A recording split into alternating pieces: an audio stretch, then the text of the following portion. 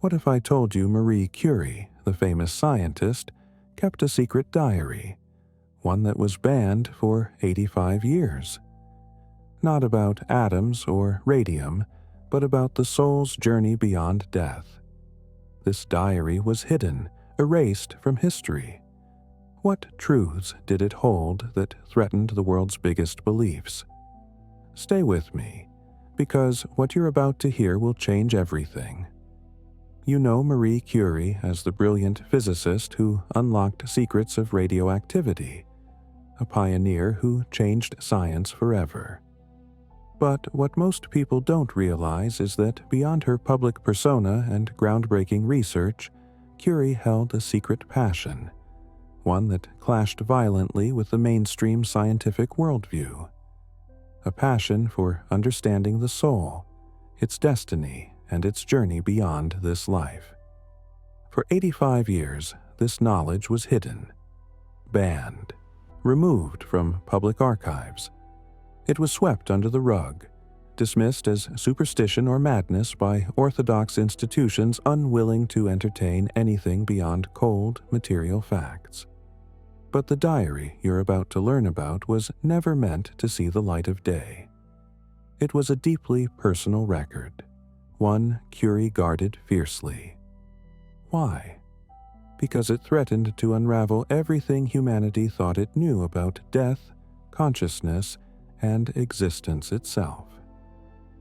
The story begins in the early 1900s in Paris and Warsaw. Marie Curie, already famous for her Nobel-winning discoveries, secretly penned detailed reflections about spiritual experiences she had throughout her life, moments that transcended scientific explanation. She wrote about visions during long nights in her lab, encounters with otherworldly light, and a mysterious sense of an eternal journey unfolding beyond the veil of physical reality. You might ask, why would a scientist of her caliber entertain such thoughts? The answer lies hidden in the crossroads of science and spirituality, a place where most people dare not venture. What if Curie saw a deeper truth that ordinary science couldn't measure? What if the boundaries between matter and spirit were thinner than we've been told? Her diary, rediscovered only decades ago in a forgotten archive in Paris, contains vivid descriptions of what she called the eternal passage. She described stages of existence beyond death with remarkable detail. These were not poetic musings, but sober, precise observations. Notes from a mind trained in rigor, yet captivated by mystery. But here's the catch. Most of her writings were redacted or blacked out. Pages missing, symbols erased. The diary's original owner, her closest confidant and scientific collaborator, kept these secrets locked away under strict instructions. For years, the diary remained inaccessible to all but a handful of scholars, those considered worthy or trustworthy enough to glimpse its forbidden contents. What do you think was so dangerous about these pages? Why was it banned for so long? The answer lies not just in what Curie wrote, but in who feared it. Powerful religious institutions, for one, saw her revelations as a threat to their dogmas. They feared that if people embraced the diary's truths, entire belief systems built on fear of death and eternal punishment would crumble. Governments, too, were wary. An understanding that death is not an end but a transformation could shift societal control. Fear of death has long been a tool of power. Imagine if that fear disappeared. What then? Even some branches of science ridiculed Curie's spiritual insights publicly, yet secretly studied the diary for decades. Why? Because it hinted at phenomena that could not be ignored. Consciousness beyond the brain, the persistence of memory, and the soul's evolution across lifetimes. And here's where it gets even stranger. Whispers in classified government files suggest that post-World War II intelligence agencies took an intense interest in this diary. Why? Some say they believed it contained a map to consciousness, a key to unlocking human potential beyond physical limits. But those pages vanished without a trace. This breadcrumb mystery hints at secrets that remain just out of reach, secrets that you might only glimpse if you look closely enough. So, what does this mean for you? For most people, Marie Curie is a figure of science, a symbol of rationality. But for those who see beyond the surface, those willing to question what they've been taught, her hidden diary is a beacon. It's a bridge between worlds, a whispered truth about the soul's eternal journey. What if you've been living with veils over your eyes? What if what you think is the final truth is only the beginning of a vast awakening? As you continue with this journey, keep this in mind. The diary isn't just history. It's a key, a light in the darkness, and once you glimpse what's inside, you will never be the same. Now that you know what Marie Curie was truly guarding, it's time to open the first page of what she called her most unsettling discovery, a diary not written by her hand, but by voices from beyond the veil. Among the hidden pages of Marie Curie's secret diary lies an astonishing discovery, one that blurs the line between the living and the dead. It is a diary not written by Curie herself, but mysteriously entrusted to her. A record claimed to be written by souls who had crossed the threshold. Souls who chose to write down their experiences beyond death, their journey through the unknown. You might be skeptical. That's natural. But what if this diary exists, quietly preserved alongside Curie's own writings, untouched and unseen by the world for nearly a century? This diary of the departed is no ordinary account. It's filled with vivid, haunting descriptions.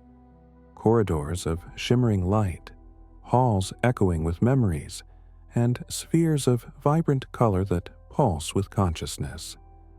The writers, anonymous yet intimate, describe the transition from life to what they call the other side, a realm where time dissolves and souls awaken to truths unseen on earth. What most people don't realize is that this diary was kept secret because it contradicts everything mainstream culture teaches us about death. Death is not an end, they say. It is a passage, a continuation of a journey rather than a final destination. Marie Curie's role was extraordinary. She did not merely collect this diary. She verified its authenticity through experiments and psychic sessions conducted with trusted confidants. She observed patterns emerging, patterns that echoed what some near-death experiencers have described decades later. Have you ever heard someone speak of a tunnel of light, or of meeting beings who help them review their lives? What if these experiences are more than isolated events? What if they are a universal passage all souls traverse? In this diary, the departed speak of a mirror realm, a place where each soul faces itself. Not just a reflection, but a deep, living memory, where every choice, every regret, and every joy is relived. It is here that souls confront the truth of their actions and begin the process of learning and healing. What if this mirror realm is the real place where judgment happens?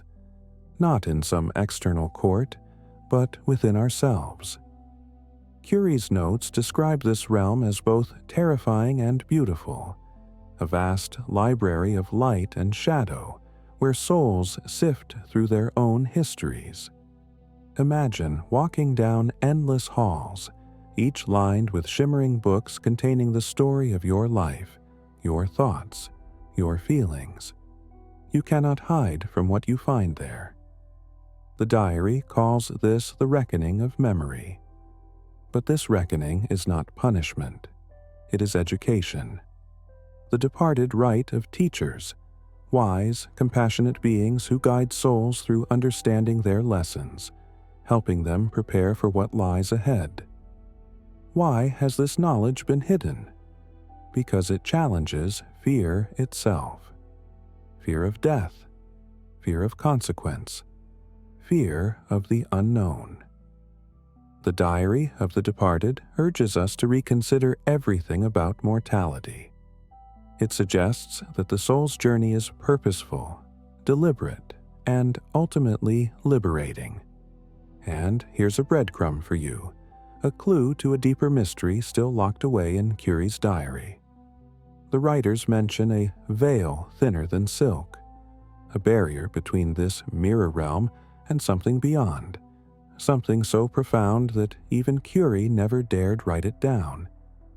The most secret part of the diary remains sealed, its message lost in time, waiting for the right moment, the right person to reveal itself. So, what does this mean for you right now? If the soul truly journeys beyond death, if memory and learning continue in realms unseen, how does that change the way you live today? What regrets would you face if you saw your life from the other side? And more hauntingly, what lessons are you still refusing to learn? You stand at a crossroads. The knowledge in this diary is not for ordinary eyes. It is for those who seek to awaken, those who dare to question what they've been told, who are willing to lift the veil and glimpse the eternal. Remember this: once you open the door to these truths, nothing will feel the same again. You will begin to see death not as an end, but as a doorway, a gateway to deeper understanding. The diary of the departed is your first glimpse behind that door, a map whispered by souls who have traveled farther than most dare to imagine. And if you listen closely, you might hear a faint echo from those who came before, inviting you to follow. Because if what you've heard so far feels like a whisper from beyond, what comes next might feel like a memory you never knew you had. Until now. Let's say you were taught the soul belongs to religion, and science stays out of it. But what if that's not entirely true? What if one of the most celebrated scientists of all time, Marie Curie, the woman who discovered radiation, believed the soul wasn't just real, but measurable? Now, this isn't the part of her life they teach in schools. Hidden among her old research notes, buried so deep they were never included in her public work, was a section she called simply the energetic self. She didn't describe the soul as a ghost or a religious abstraction. She called it a persistent field of organized force, something not seen but sensed, not myth but pattern. She believed our essence leaves a measurable imprint, one that lingers after the body stops working. You might be wondering, how could a physicist like Curie even begin to approach this? It started with radiation, but not the kind you're thinking of. Curie had this theory, that just as radioactive materials emit energy that outlasts their visible form, human consciousness might do something similar, something subtle but traceable. She wrote in her personal notes that after certain deaths, particularly sudden ones, she felt what she called an echo in the space. Not grief, not imagination, a presence. And here's where it gets strange. She began developing instruments to detect what she believed were residual energetic fields left behind after death. She tested them in hospitals, graveyards, and even battlefields. None of this was ever approved by her peers, but she documented it all in her private journals. One of her early prototypes reportedly picked up fluctuating fields around newly deceased patients. signals that decayed over time but didn't vanish instantly. Now, most people would call that wishful thinking. But Curie wasn't most people. She started cross-referencing her findings with older texts on aura photography, mesmerism, and, yes, spiritualism. The same spiritualist movement she had publicly distanced herself from. Privately, she was listening, carefully. There's one line in her diary that sends chills down your spine. She wrote, "It is not the death of matter that marks the end of self, but the reconfiguration of its vibration." You might ask, was she losing touch with her scientific roots, or was she simply seeing something the rest of us had been trained to ignore? Because here's where it gets even harder to dismiss. Her readings lined up eerily with modern research into near-death experiences. You know the stories. People floating above hospital beds, moving through tunnels of light, encountering loved ones. Dismissed by many, but studied quietly by a few. Modern researchers like Dr. Pim van Lommel and Sam Parnia have shown consistent patterns in people who've clinically died, then come back. The brain is supposed to be off, but the experiences? Clear, vivid, conscious. Marie Curie never used the term afterlife, but she used something else which was energetic continuity. She believed the self might not disappear. It might dissolve, expand, and re-emerge in another form, like vapor rising from water. Think about that. Everything you've experienced, your thoughts, your emotions, your memories, they don't just vanish. They transition, they echo. And if Curie's notes are even half right, then death is not a stop sign. It's a threshold. Now, here's one breadcrumb mystery she left behind. A missing page. In one entry, Curie references field pattern number 19, calling it her most important finding. But that page, it's gone, torn from the diary, never recovered. Some say it was removed by her own family, fearing reputational damage. Others whisper that it was taken by early intelligence agencies investigating psychic warfare during World War II. What was on that page? A measurement? A drawing? A frequency? We may never know. But ask yourself, why would someone want to erase it? And, more importantly, if that page was real, what would it mean for you? What if your soul isn't something you need to believe in, but something waiting to be measured?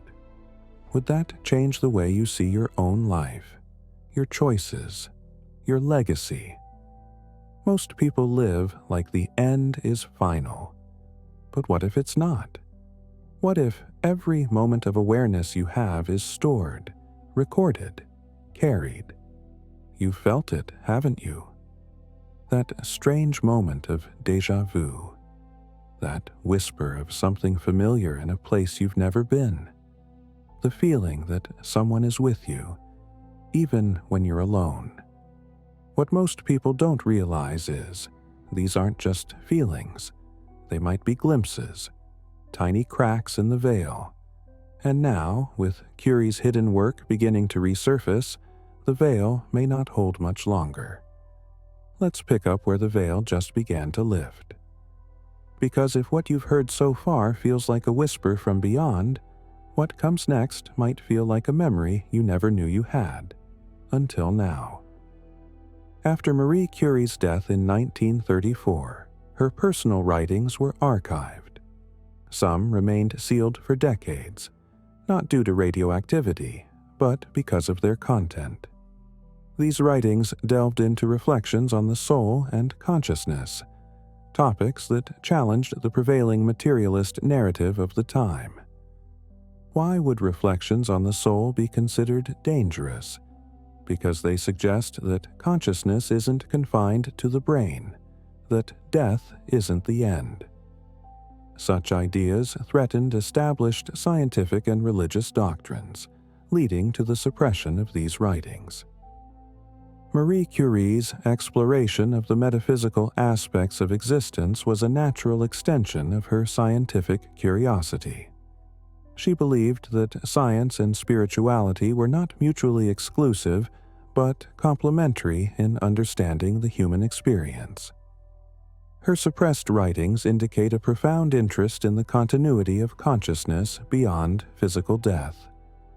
The suppression of such knowledge wasn't unique to Curie. Throughout history, institutions have often marginalized explorations that challenge established paradigms. The intersection of science and spirituality remains a contentious frontier, with many discoveries potentially lost to time. Now, let's explore how these timeless stages connect with what thousands have experienced, and what science is only beginning to glimpse. You weren't meant to read this. Not because it's forbidden by some law, but because most people aren't ready for it. In the quietest pages of Marie Curie's hidden diary, beyond the formulas and field notes, something else begins to surface. A thread of thought, spiritual, intimate, almost trembling through the ink. These weren't experiments. These were recollections. And they point to something larger, something she believed she glimpsed in the final days of her life. What most people don't realize is that Marie never stopped documenting the unknown. But in her final writings, the unknown wasn't radioactive. It was radiant. She wrote not of decay, but of transition, not of matter, but of motion, beyond the physical body. It begins with a soft, strange silence.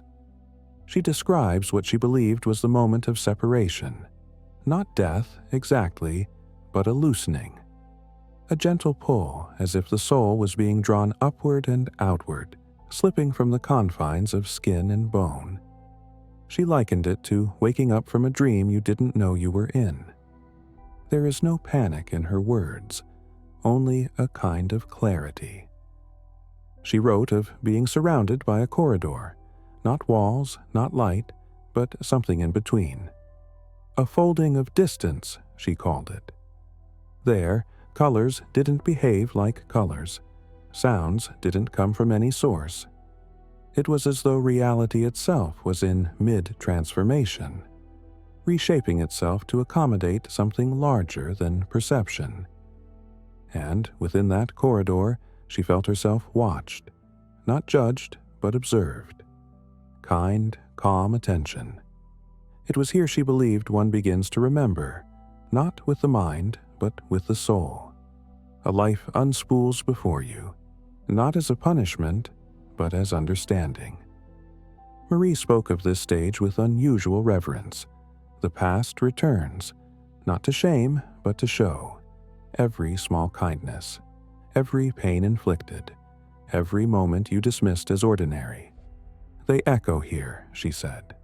Not like ghosts, but like mirrors. She didn't call it judgment, she called it reflection. And in that space, she claimed, there is no hiding. Only the truth. And peace, if you allow it. And then, just as suddenly, came a feeling she struggled to describe. A warmth that wasn't heat. A presence that wasn't physical.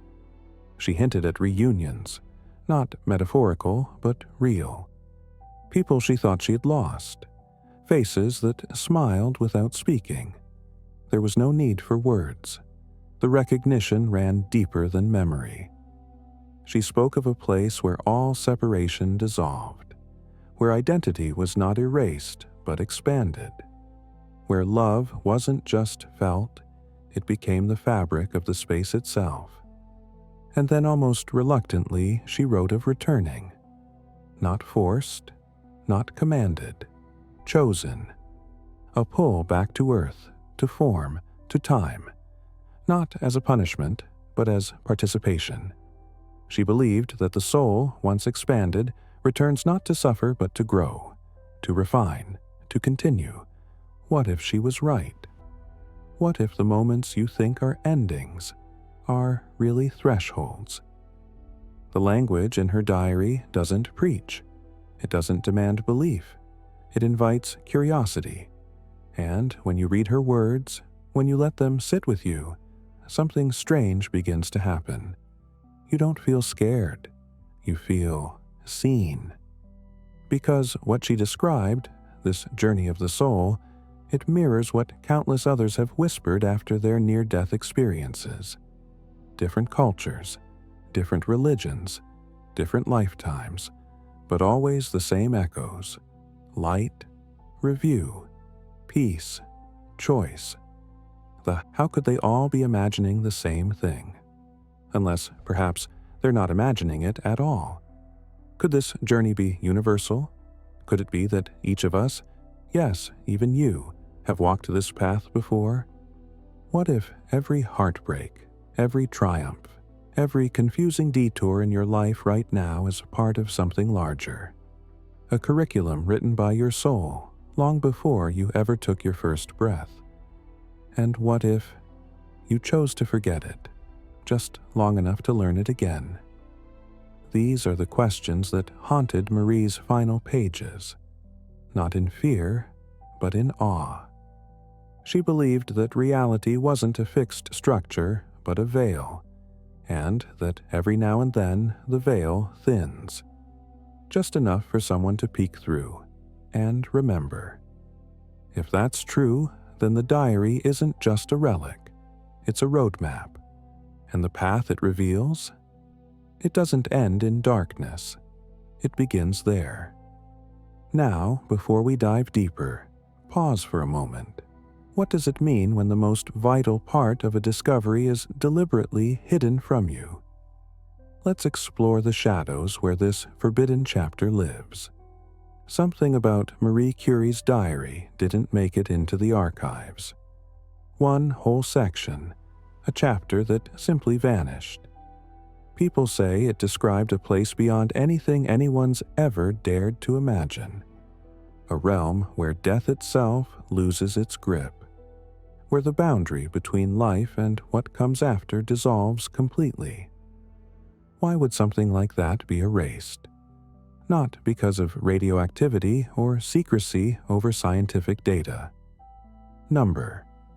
It was removed because it threatened the stories we've been told all our lives, because it questioned the very finality of death. Who made that decision? Who decided the world wasn't ready for this truth? Think about that. Powerful forces controlling what knowledge you get to see, what ideas you are allowed to explore. What does that say about what's hidden from you? Not just in this diary, but in so much of what shapes your understanding of reality. You have to ask yourself, what if the reality you live in is only one layer? What if there's a deeper truth so profound that even those closest to it chose silence over revelation? And what if that truth is finally starting to surface, just out of reach, whispering through the cracks in history? This missing chapter is more than a lost text. It's a key to awakening. And you're standing at the door. What happens when you step through? Let's take a moment to ask ourselves, if this map, the one that reveals life beyond the physical, beyond what we're told, if it's real, what does that mean for you? Not just in theory, but in how you live, breathe, and make choices every day. Are you just the body you see in the mirror, the sum of your memories and thoughts? Or are you something more? A traveler, an eternal soul moving through layers of existence, journeying across time and space in ways you barely understand. What lessons are you here to learn right now? Imagine your life as a classroom, not just a random collection of events, but a carefully designed series of challenges and awakenings. If this is true, every hardship, every joy, every connection carries meaning. You're not trapped by your past or your mistakes. Instead, you're evolving, step by step, toward a greater understanding. But here's a question that might unsettle you. What if you've been here before? What if this life, with all its trials and triumphs, isn't your first? What if you chose, consciously or unconsciously, to forget the deeper truths of who you are so you could experience this existence anew, fresh, unburdened, and free to grow? Most people never ask these questions. They live as if death is the end, as if what they don't see doesn't exist. But those who see, the ones who have felt the veil thin, who have glimpsed the infinite beyond, know there's more humming beneath the noise. The horizon expands, the curtain lifts, and suddenly, life takes on a new light. You start to feel that awakening inside, a quiet hum that tells you there's a truth waiting for you, a truth that might change everything. You might wonder, if consciousness isn't just a product of the brain, if death isn't final, then what are the boundaries of your identity? Are your memories really yours, or are they fragments of a much larger story, one that stretches far beyond this lifetime? The map that Marie Curie's diary hinted at invites you to question all the assumptions you've been given.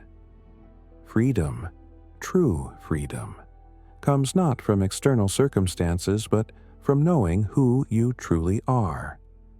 Imagine shedding the fear of death, the fear of the unknown, and stepping into life with the confidence of someone who has traveled beyond the visible, beyond the material. What choices would you make differently? What would you hold on to, and what would you release? This awakening isn't just a concept, it's an invitation. You're being called to look beyond what's comfortable, beyond what's been approved and sanitized by the mainstream, to challenge the narratives designed to keep you small. Because what most people don't realize is that the soul's journey is not a fantasy or metaphor, it's real. And this knowledge, hidden for decades, is now reaching you. So, what will you do with this? Will you turn away, dismissing it as impossible? Or will you lean in, letting the shadows of doubt and the flickers of curiosity pull you deeper? Because once you glimpse this hidden map, you will never be the same. The path you walk, the person you believe yourself to be, they'll start to shift in ways you can't yet imagine. And remember, this is only the beginning. There are truths still concealed, mysteries waiting to unfold. But the moment you start asking these questions, the veil begins to lift. You're no longer just an ordinary person living an ordinary life. You're someone awakening to a grander design. What if the journey you're on right now is the key to unlocking all that? What if the real discovery isn't a diary or a map, but the awakening inside you?